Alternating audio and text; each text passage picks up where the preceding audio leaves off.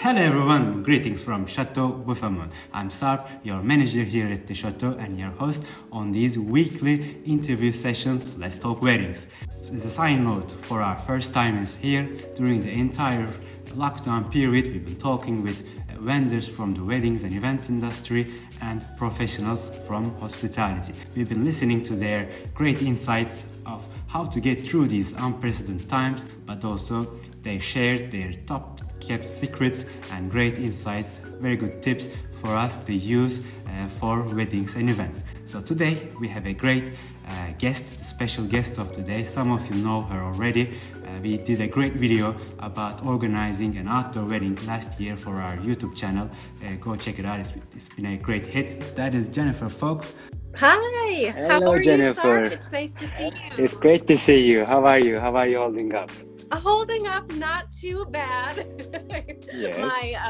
My husband and I are both working remotely from home, but we seem to be doing very well working in confined spaces in two different industries. So so far so good. I can't complain. That's great. I'm glad to hear that. Where are you at the moment? Are you in Paris or somewhere else? So yeah, we're at home. As you said, love is not canceled. Yes. As I live in a town called Maison-Alfort, which is just outside of Paris, very, very close. So I'm holed up in my apartment here and talking to you. Okay, so thank you very much for joining us today. And so we can start already. Why don't you introduce yourself a bit and tell us who you are and what's your story? As many of you may know, but some newcomers, my name is Jennifer Fox. I am American and originally from New Jersey in the United States. I moved to Paris about 10 years ago, a little over 10 years ago now, and I initially came to Paris to study wine at Le Cordon Bleu. It's funny because the school of Le Cordon Bleu is not very well known to the French or Parisians, but it's extremely well known to Americans. So I'm very, very proud of my certificate. That is great. In wine studies from that school. So after I finished my studies at Le Cordon Bleu, I decided to continue my education with an MBA in international hospitality.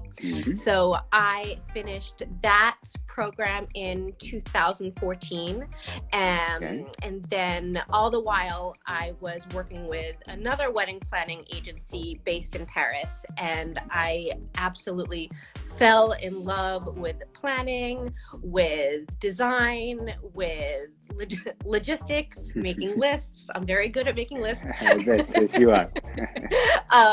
So I decided to open my own business in 2015 in Paris, and I very slowly got the ball rolling in that because I'm not sure if very many people know, but the French administration takes a very long time to process paperwork and all that stuff.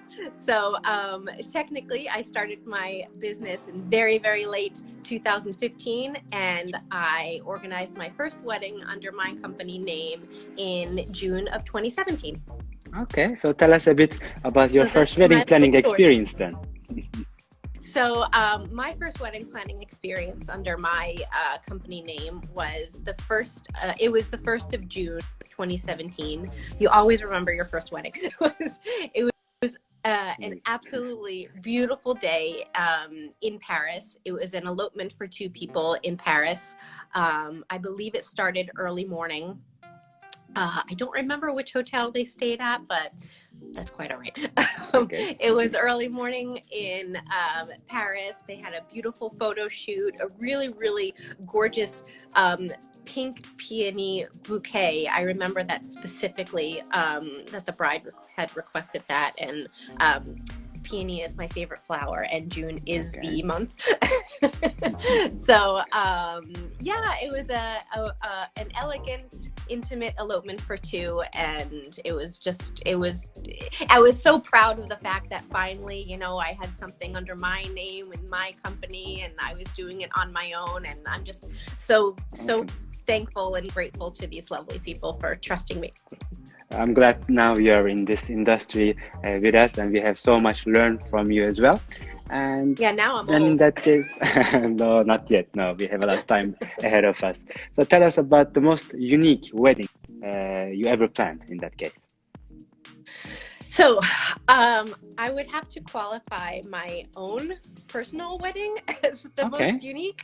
And the only reason that is because I'm not used to being a bride. I'm not used to being my own client.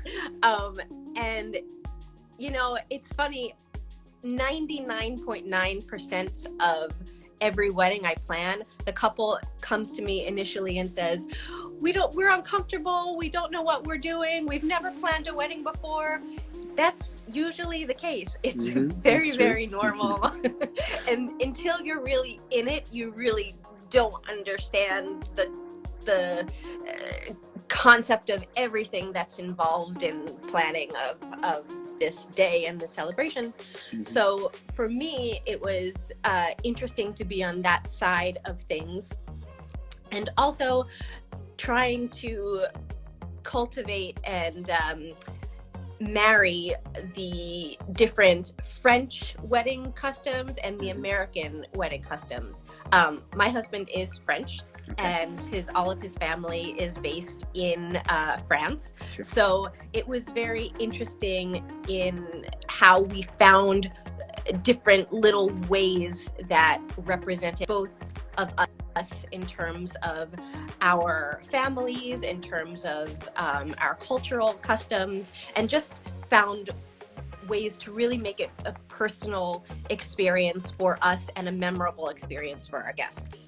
Okay. Wow, that's great. So what's your secret in that case for staying calm under pressure? And now we know your part as you were the bride, but when your clients are the bride, how do you deal with such problems of the day off? So first thing I would say is no wedding is perfect.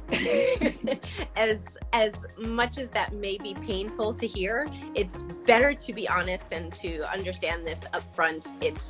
Things are going to happen on the day and leading up to the day that will be out of your control, and you can't necessarily fix it the way that you want to, and you just kind of have to roll with it and be flexible and be open. I mean, it should be one of the best days of your entire life, no pressure. So, I mean, if it starts to rain outside, or if there is a massive heat wave, which was the case in the last wedding where I had it at Buffemont with you, you just kind of have to remain calm and remember why you're there. Remember what's the point of having your wedding, being with your partner, and just kind of roll with it.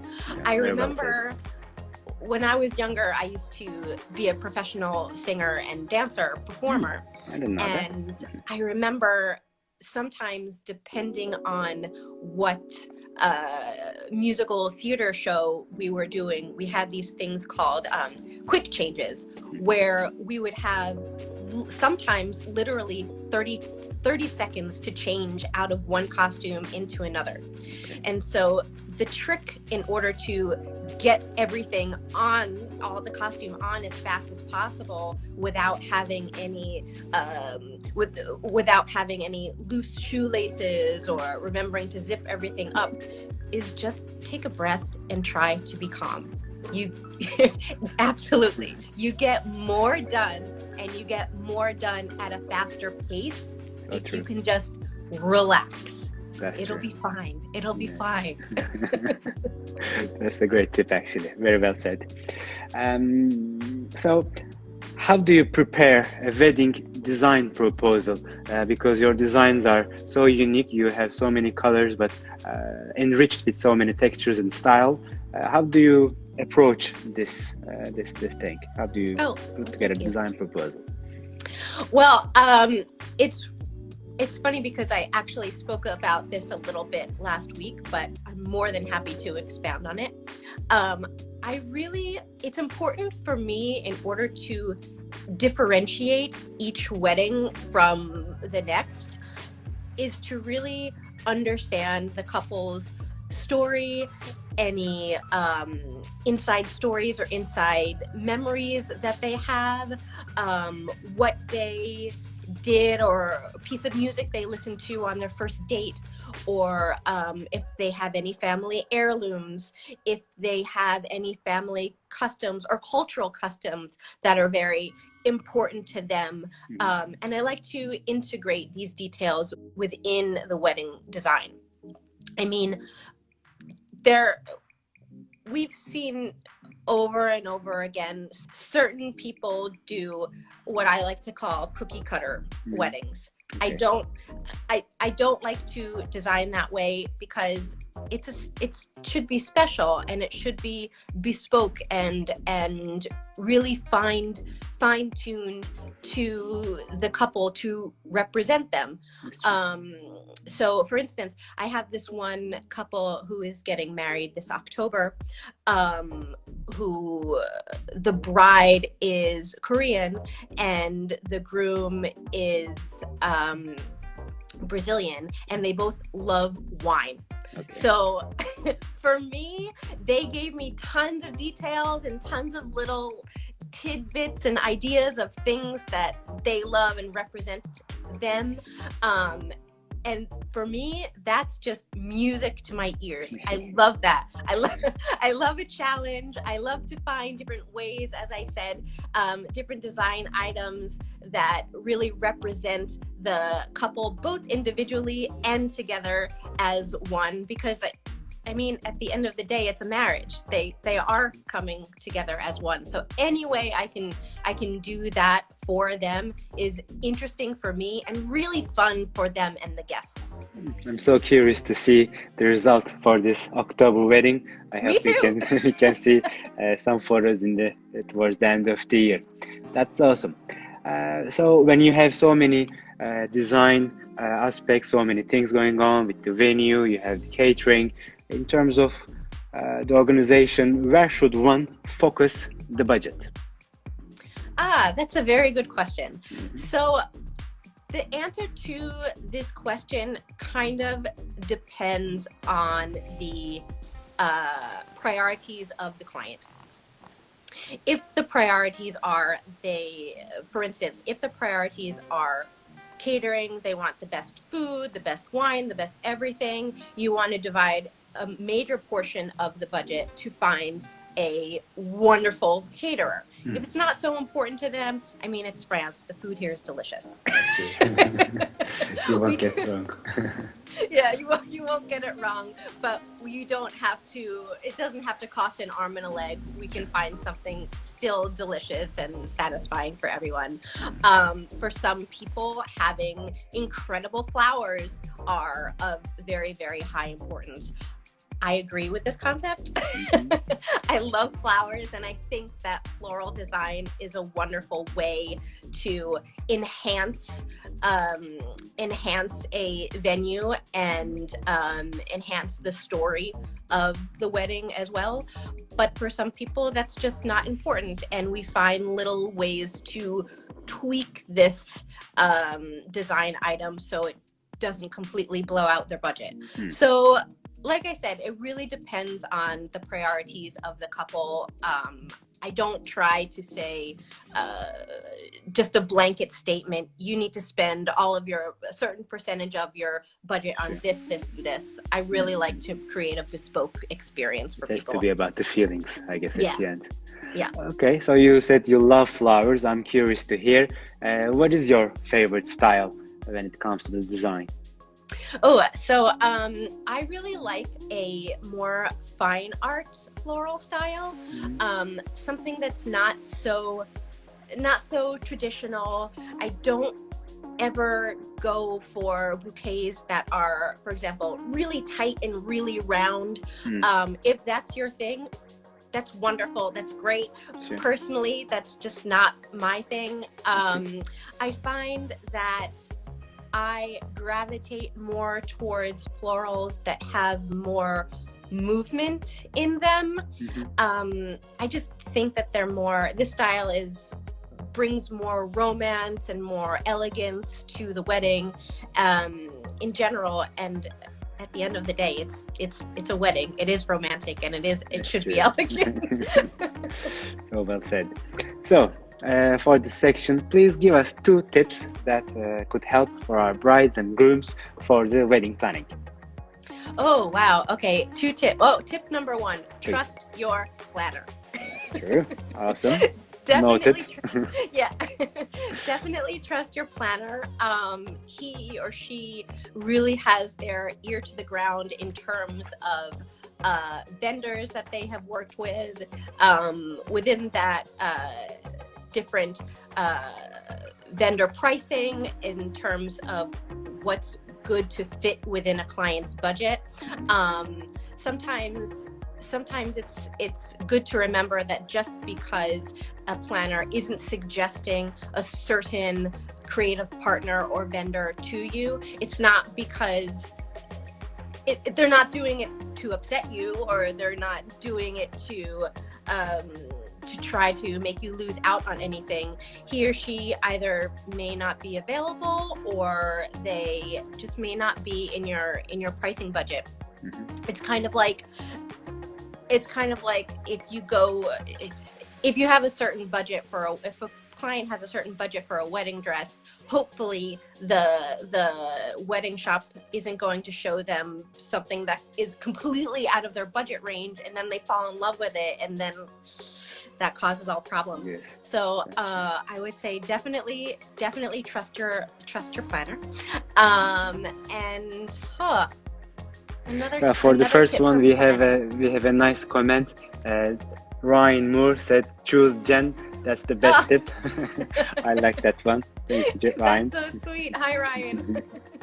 Yeah, Ryan and his lovely bride-to-be, Natalie, will be getting married in 2021. They just rescheduled their date, but June 2021, it'll be...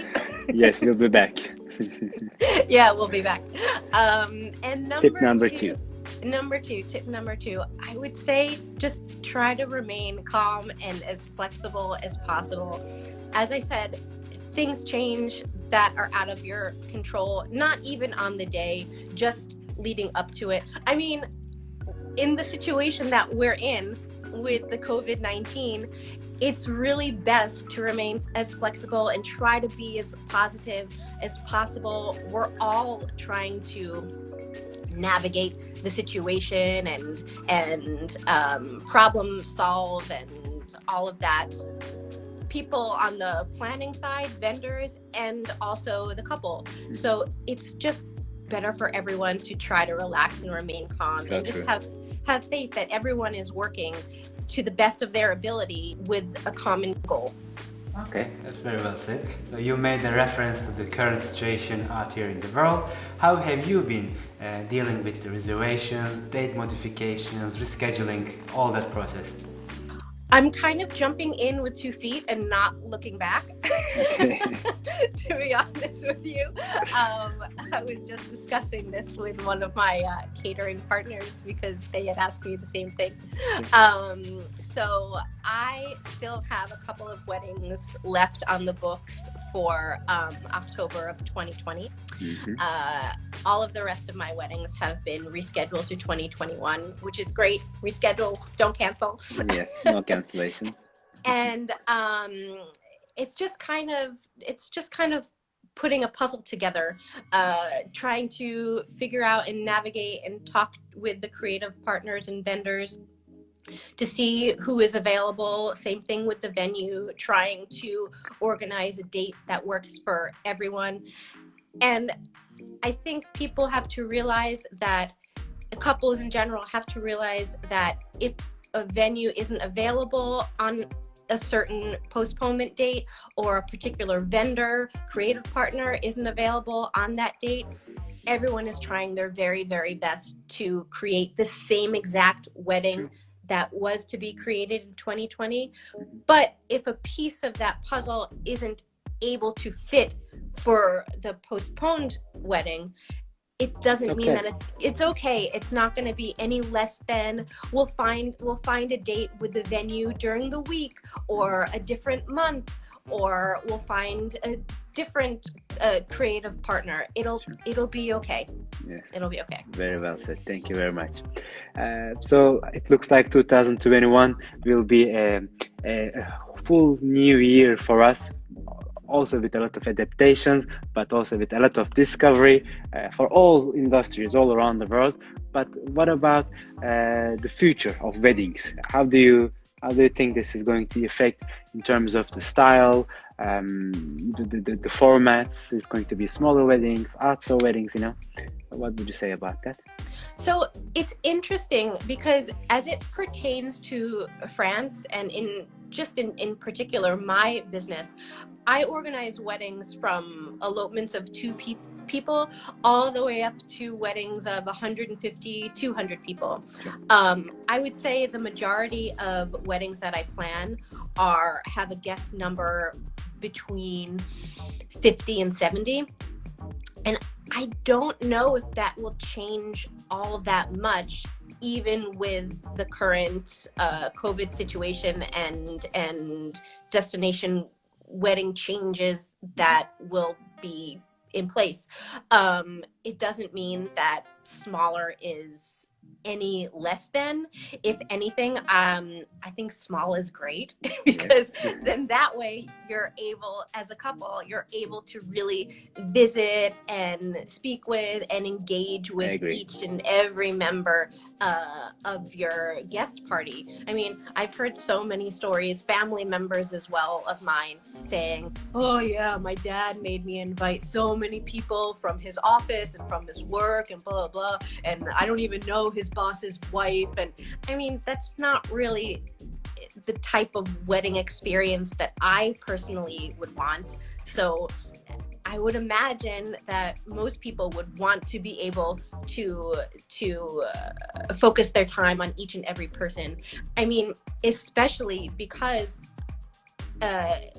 people are traveling, will be traveling such a far distance to be with them. It's not very nice to just good luck, bye.